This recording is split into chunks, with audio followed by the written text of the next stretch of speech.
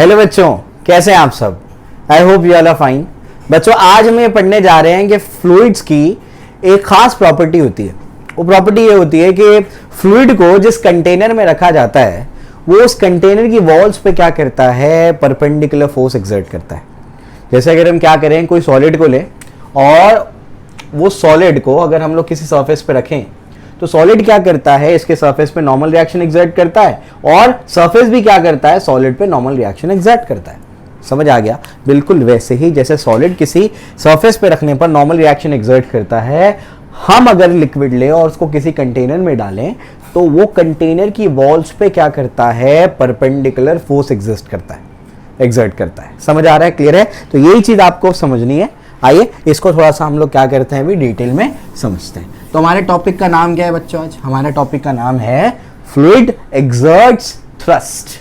तो हमारा टॉपिक है आज का फ्लूइड एक्सर्ट्स थ्रस्ट। थ्रस्ट का मतलब आपको पहले भी बताया था मैंने, क्या होता है थ्रस्ट। थ्रस्ट मतलब एक perpendicular force.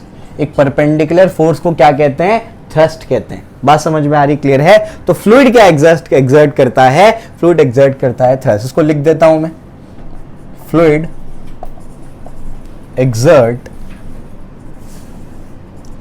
Perpendicular force on the surface of contact. जो भी सरफेस के वो कॉन्टैक्ट में आएगा उस सरफेस पे वो परपेंडिकुलर फोर्स एक्सर्ट करेगा। ये चीज अभी मैं आपको डेमोन्स्ट्रेट करवाऊंगा, फिर मैं आपको प्रूफ करके भी बताऊंगा उसको। ठीक है, एक्सपेरिमेंटली प्रूफ भी कर लेंगे और थ्योरेटिकली प्रूफ भी कर लेंगे। एक्चुअली ऐसा होता है। ठीक है, चलिए तो हम लोग क्या करते हैं, एग्जाम्पल के लिए हमारे पास मान लीजिए कि एक कंटेनर है। ठीक है, ऐसा कंटेनर है, ऐसा हमारे पास एक कंटेनर है। ठीक है, उस कंटेनर में अभी मैं क्या मान लेता हूँ, उस कंटेनर में मान लेता हूँ कि क्या भरा हुआ है, फ्लूइड भरा हुआ है। ठीक है, तो हमने क्या कर लिया, एक कंटेनर लिया और कंटेनर में क्या कर दिया, फ्लूइड को भर दिया। ठीक है, यानी मैं लिक्विड ले रहा हूँ। खास करके मैंने आपसे पहले भी कहा था कि हम इस चैप्टर में ज़्यादातर लिक्विड की बात करेंगे, गैसेस की बात हम केटीजी में करने वाले। तो मैंने क्या कर दिया, इसके अंदर लिक्विड भर दिया और लिक्विड भरने के बाद अब मैं ये देख रहा हूँ कि इस पर फोर्स कैसे एक्सर्ट हो रहा है कंटेनर की वॉल्स पे। ठीक है ना। तो हम क्या करेंगे, इसको आसानी के लिए इसको तोड़ तोड़ के बनाने की कोशिश करेंगे। ठीक है, तो इस तरीके से क्या होगा, ऐसे समझ लीजिए कि हमने क्या कर लिया, ये वॉल ले ली। समझ आ गया। उसके बाद ये ऐसे नीचे वाली वॉल ले ली। ठीक है ना। उसके बाद ये ऐसा इसको ले लिया और ये इसको ले लिया। समझ आया, क्लियर है। तो इस तरीके से मैंने क्या कर दिया, आपके सामने इसको यही कलर से बनाते हैं जैसे हमने कंटेनर की वॉल्स को बनाया है। तो ये हमने क्या कर दिया, ये साइड वाली वॉल ये बना ली। ठीक है, फिर बेस, हमारा जो बेस है उसको बना लिया। ठीक है, उसके बाद ये जो है हमारा ये वाला पार्ट और उसके बाद ये वाला हमारा पार्ट। ठीक है ना, क्लियर है। इसके बाद यहाँ पर क्या भरा हुआ है, यहाँ पर तो लिक्विड भरा हुआ है, वो लिक्विड को भी अलग से हम लोग बना लेते हैं। ठीक है, तो बेसिकली समझ लीजिए मैं एफबीडी बना रहा हूँ इसका, ताकि आपको मैं क्लियरली बता पाऊँ कि फोर्स कैसे लग रहा होगा। ठीक है, ये इस तरीके से हमारे पास है। तो ये क्या करता है, अगर हम लोग फोर्स को देखेंगे तो ये क्या करता है, इसको समझने की कोशिश करिए। ये जो आपका लिक्विड है, ये फ्लूइड है, ये फ्लूइड क्या करता है, ये कंटेनर की वॉल्स पे ऐसे फोर्स लगाता है, ऐसे ये डायरेक्शन में फोर्स लगाता है। समझ आ रहा है क्या बोल रहा हूँ मैं। तो ये डायरेक्शन में क्या करता है, इस पे परपेंडिकुलर क्या करता है, ये फोर्स लगाता है। समझ आ गया। यहाँ पर कैसा होगा बताइए, ये ऐसे होगा। लिक्विड क्या कर रहा है, इसकी वॉल्स पे परपेंडिकुलर फोर्स एक्सर्ट कर रहा है, यानी थ्रस्ट एक्सर्ट कर रहा है। ठीक है ना, यहाँ पर ऐसे होगा, ये होगा परपेंडिकुलर उसका। समझ आ गया, यहाँ पर ऐसे होगा। क्लियर हो रहा है, ठीक है ना। चलो भी ये हो गया। इसका मतलब ये नहीं है कि आपके लिक्विड पर फोर्स नहीं लग रहा है, लिक्विड पर भी उसका रिएक्शन होता है। ठीक है, उसको समझाने के लिए मैं थोड़ा सा इसका वेट को कम करता हूँ ताकि आपको मैं क्लियरली समझा पाऊँ कि हो क्या रहा होगा। ठीक है, ऐसे समझ लीजिए ये हमारा इतना ही पार्ट है लिक्विड का। अब लिक्विड पे क्या आ रहा होगा, लिक्विड पे ये जो आपका कंटेनर की वॉल है वो लिक्विड में भी क्या करेगी, परपेंडिकुलर फोर्स लगाएगी। तो लिक्विड पर भी फोर्स लगता है। समझ आया, क्लियर है। ऐसा है, इधर लगेगा, ऐसा उसका रिएक्शन पैर। समझ आ गया, इस तरीके से। ये वाला पार्ट ऐसे, ये ऐसे, ठीक है, और ये ऐसे यहाँ से, ठीक है, क्लियर है। तो याद रखिएगा जैसे लिक्विड क्या करता है, लिक्विड कंटेनर की वॉल्स पे परपेंडिकुलर फोर्स लगाता है, वैसे ही कंटेनर की वॉल्स भी क्या करती है, लिक्विड पे परपेंडिकुलर फोर्स लगाती है। समझ आ गई बात, क्लियर है। तो इस तरीके से ये सिनेरियो हमारे पास होता है। तो आज से आप लोग याद रखेंगे कि फ्लूइड क्या होता है, जिस भी कंटेनर के कॉन्टैक्ट में होगा उस कंटेनर पे क्या करेगा, उसकी वॉल्स पे परपेंडिकुलर फोर्स लगाएगा, ठीक है ना। अब आगे बढ़ते हैं, इसको थोड़ा और समझने की कोशिश करते हैं। यहां पर जो है ऐसा क्यों हो रहा है, इसको थोड़ा सा अभी हम लोग क्या करेंगे, समझने की कोशिश करेंगे कि ऐसा क्यों हो रहा है। ये आप लोगों को आई होप समझ में आ गया होगा। तो ऐसा क्यों हो रहा है वो बताता हूँ, और फिर इसको थोड़ा सा और जनरलाइज करेंगे हम लोग कि सिर्फ वॉल्स तक ही सीमित नहीं है ये, हम लोग कोई भी सरफेस वहां पर डाल देंगे तो क्या होगा, उस पर परपेंडिकुलर फोर्स एक्सर्ट करेगा वो, ठीक है। आई होप मैंने आपको ये बिल्कुल क्लियर कर दिया। अब आप लोगों को ये याद रखना है, ठीक है ना। चलो भाई, अब इसके बाद क्या है, इसका थोड़ा सा अभी हम लोग प्रूफ देखने की कोशिश करते हैं कि ऐसा क्यों हो रहा है, ऐसा कैसे हो गया, हमको क्या समझ में आ गया।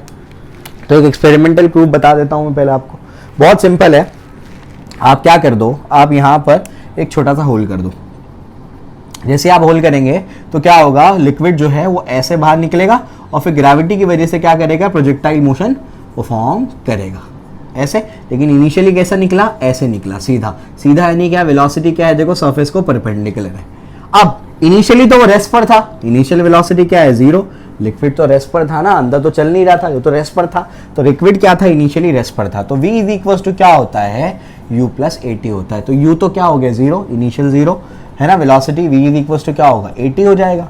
अब जरा समझने की कोशिश करो कि वेलोसिटी जो है वो एक्सेलरेशन के डायरेक्शन में है, और एक्सेलरेशन फोर्स के डायरेक्शन में होता है। जिस डायरेक्शन में फोर्स, उस डायरेक्शन में एक्सेलरेशन। समझ आ गया। तो फाइनल वेलोसिटी एक्सेलरेशन के डायरेक्शन में है और एक्सेलरेशन फोर्स के डायरेक्शन में होता है। इसका मतलब वेलोसिटी किसके डायरेक्शन में होगी, फोर्स के डायरेक्शन में। वेलोसिटी परपेंडिकुलर है, देखो निकलने के बाद जैसे ही तुमने क्या कर दिया, होल किया, वेलोसिटी परपेंडिकुलर है, इसका मतलब फोर्स भी क्या होगा, परपेंडिकुलर ही होगा।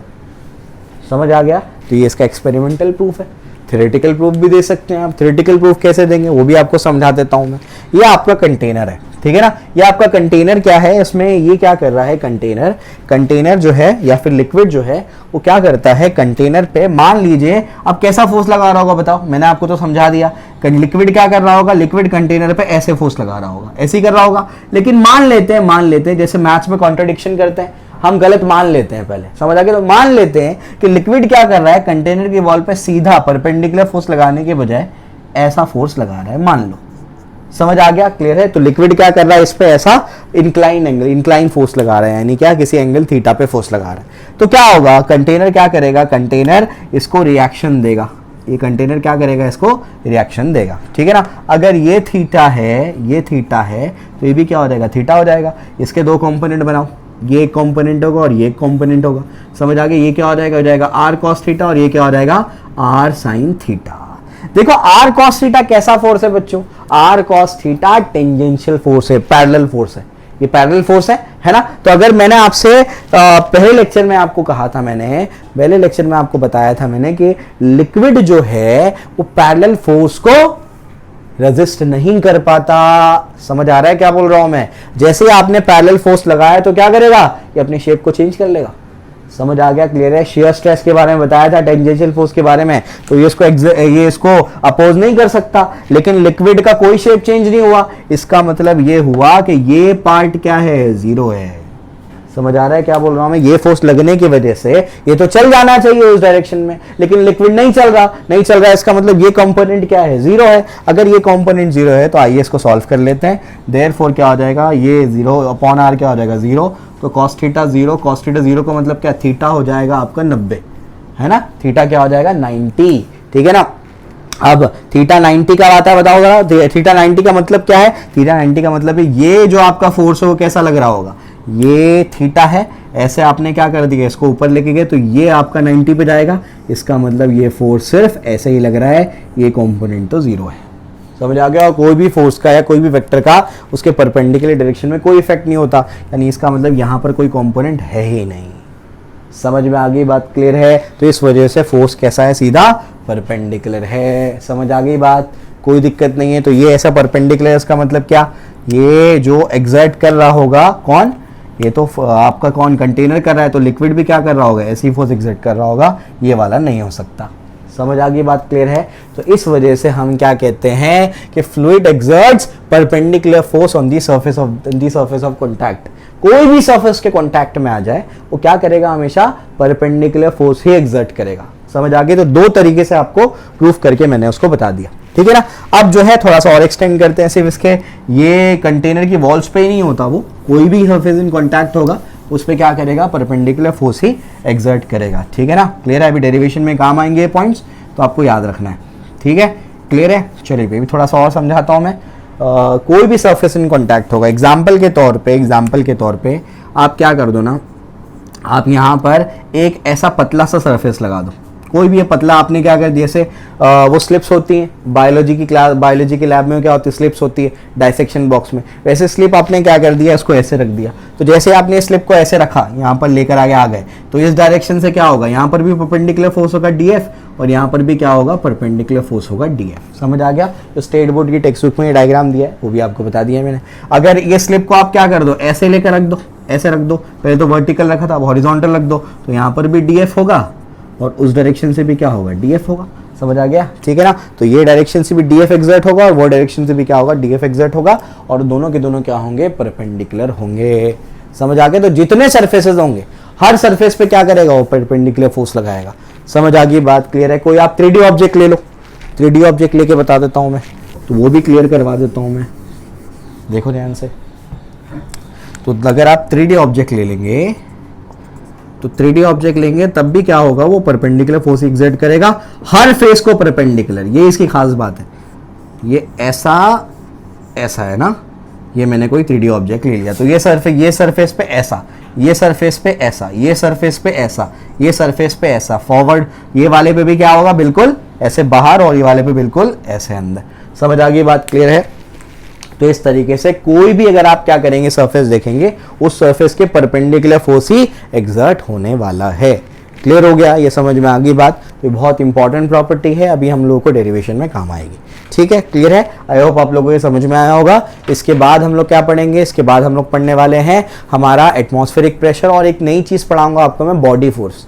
आपकी टेक्स्ट बुक में तो नहीं दिया हुआ है वो, ना कि एनसीईआरटी में दिया हुआ है, लेकिन अगर बॉडी फोर्स का कॉन्सेप्ट आपको समझ में आएगा तो बहुत सारे एंट्रेंस के प्रॉब्लम जो कॉम्प्लिकेटेड होते हैं वो आसान कर देंगे, ठीक है ना, बहुत इजी हो जाएंगे वो प्रॉब्लम्स आपके लिए। तो हम लोग क्या करेंगे, हम लोग अभी तो ये पढ़ लिया, अब इसके नेक्स्ट पार्ट में हम लोग क्या करेंगे, बॉडी फोर्स और एटमॉस्फेरिक प्रेशर, उसके बाद हम लोग गॉज प्रेशर और एब्सोल्यूट प्रेशर पे जाएंगे। ओके, क्लियर हो गया, चलिए।